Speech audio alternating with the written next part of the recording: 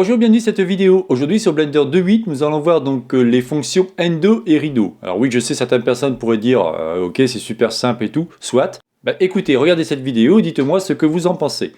Sachant que nous allons voir ce qu'on appelle le Endo History et au niveau aussi Endo Repeat History. Bon, sans plus attendre, regardons cela sur Blender. Donc là, cette fois-ci, vous voyez, ça va être vraiment intéressant, c'est qu'on va voir ce qu'on appelle le Endo et Rideau. Alors pour certaines personnes, vous pourriez dire, bon ok, il n'y a rien d'extraordinaire, c'est juste en fin de compte, si on regarde ici dans Edit, vous avez Endo et Rideau. Ok. Mais vous allez voir que c'est un peu plus intéressant que ça. Donc là, je vais me mettre en 3 pour sélectionner par exemple que ma face. Je me mets en 1 au niveau de mon pavé numérique, je fais un GZ pour par exemple faire ça. Ok. Imaginons ici, je vais faire S, on va faire quelque chose comme ça. Je fais quelque chose de très rapide, qui n'aura pas de... C'est pas une forme, là je veux juste vous montrer quelque chose. Ensuite, je vais faire encore un S, par exemple. Ici, un extrude. Encore un S. Un extrude, par exemple. Et imaginons, ici, je vais faire un... Alors, si on regarde un petit peu, ES. On va faire quelque chose comme ça. Je me remets comme ça. J'appuie sur Z pour mettre en mode wireframe. Je fais un GZ pour descendre un peu. On va dire comme ça. E pour faire ça. Encore E pour faire ça. Vous allez voir où je veux en venir. Vous allez vite comprendre ce que je suis en train de faire. Ok, et par exemple, je fais un ES, on va dire comme ça. Alors là, on voit pas trop ce qu'on fait, mais c'est pas très grave. Encore un ES. Ok. Et encore, par exemple, un G avec un Z. Voilà, super. Alors regardons un petit peu maintenant ce qui se passe. Ici, donc j'ai fait une forme quelconque, ça c'est pas le problème, c'est vraiment pas ça le but de la vidéo.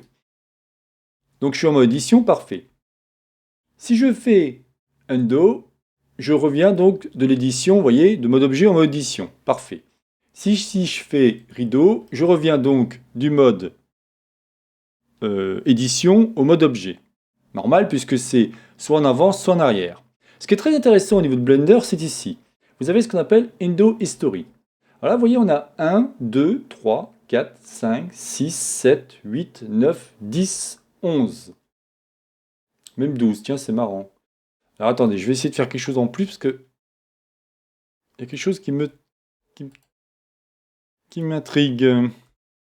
Donc là, je vais continuer. Admettons, je vais faire quelque chose comme ça. Encore ça. Peut-être que j'en ai pas fait assez ou peut-être que j'en ai fait trop, je sais pas. On va voir. Hop, j'ai fait H, tant pour moi. Encore un E, voilà. Regardons maintenant au niveau Edit. J'en ai toujours combien? J'en ai 1, 2, 3, 4, 5, 6, 7, 8, 9, 10, 11, 12. Ok, donc on s'arrête à 12 en fin de compte. On n'arrive pas à aller plus loin. Si je clique ici, par exemple, vous avez vu?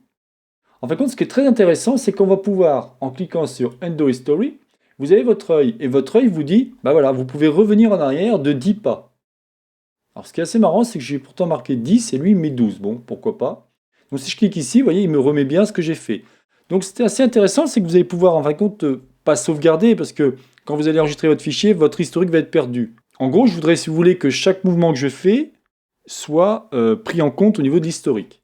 Bah, c'est très simple, il suffit ici d'aller dans Edit, Preferences. Donc là, je vais l'agrandir, puissiez bien voir. Ici, au niveau du système, vous voyez, c'est marqué Endo Step 10. D'accord? Imaginons ici, je vais mettre maintenant 40. Même 50, allez. Soyons fous. Je mets 50, là je laisse au niveau de la mémoire, pas de problème. Et je fais ici Save Preferences. Je vais maintenant supprimer cet objet pour repartir de 0. Donc on va prendre par exemple, cette fois-ci, on va prendre plutôt une icosphère. Ok? Donc là, on fait ça, on va prendre 3 pour celui-ci, on va faire ça. Je fais vraiment n'importe quoi, il n'y a aucune logique dans ce que je vais faire. Je veux juste vous montrer qu'on va pouvoir dépasser allègrement. Alors là, pourquoi il veut pas? Oui, alors ça va pas aller, alors c'est pas grave, on va faire autrement. On va faire par exemple un cube. G, on va mettre X. GX, pardon. Hop. Et on va partir du cube. On va faire comme tout à l'heure. Alors EZ. Ici, on va prendre par exemple celui-là. E, donc aussi Z. On va se mettre comme ça. Non, pardon, Y. Décidément. Voilà. Après, je vais sélectionner lui. Je vais faire E, Z. par exemple. Je fais vraiment n'importe quoi, hein, c'est juste pour vous compreniez l'histoire des histories. Là, je vais faire Z. Je vais pas y arriver. Alors, G, Z. Faire quelque chose comme ça. Qu'est-ce que je pourrais faire encore? Alors, on va se mettre en mode objet. On va faire un cercle, par exemple. Ici, on va le mettre en mode plein. Alors, nothing, on va le mettre en n-gone. Voilà. Je fais un G, Y pour déplacer mon élément. Ici, je vais mettre en mode, par exemple, comme ça. On va faire quelque chose comme ça. E pour extruder. Hop, encore une extrude. J'extrude encore. ES, par exemple, faire quelque chose comme ça. Je vais extruder. Imaginons ici, je veux prendre celui-ci. Alors là, je vais prendre celui-ci et celui-ci, par exemple. Je fais un E pour extruder. Bon, voilà, je pense qu'on a fait pas mal de choses déjà. Bon, c'est vraiment n'importe quoi ce que j'ai fait, hein, mais c'est, vous comprenez bien. Je reviens maintenant dans Edit. Je vais dans Undo History. Et regardez ce qui s'est passé. En fin de compte, comme j'ai augmenté le nombre de pas, le nombre de steps, hein, c'est-à-dire que le nombre de fois que vous allez pouvoir enregistrer et revenir, si je reviens ici, Add Cube, vous voyez, je peux revenir en fin de compte au tout début. Alors, selon ce que vous avez défini, à mon avis, j'ai dû définir plus de 30 mouvements, j'ai dû faire plus de 30 actions, donc lui, évidemment, il s'est arrêté à un moment. Si je fais ici Toggle Edit, on arrive ici, si je reviens ici, on va aller là, voilà. C'est le maximum qu'il puisse faire. Ce qui est super intéressant, c'est que vous allez pouvoir augmenter, selon évidemment la capacité de votre mémoire de l'ordinateur, le nombre d'historiques, c'est-à-dire le nombre de pas que vous allez enregistrer. Mais comme je vous dis, attention, lorsque vous allez enregistrer votre fichier .blend, automatiquement, votre historique ne sera pas enregistré.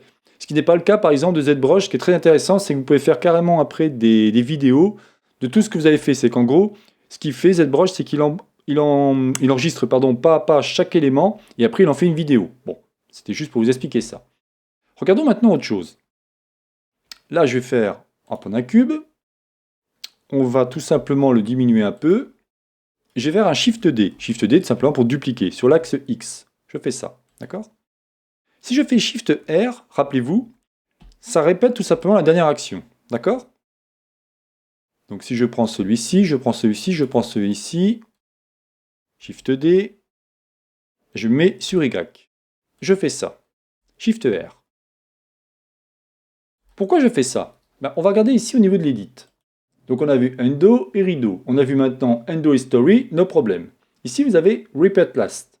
Si je fais ça, vous avez vu, ça répète la dernière action, c'est-à-dire Shift R. Si maintenant je vais ici dans Repeat Historic, en fin de compte vous avez un historique de tout ce que vous avez répété plusieurs fois.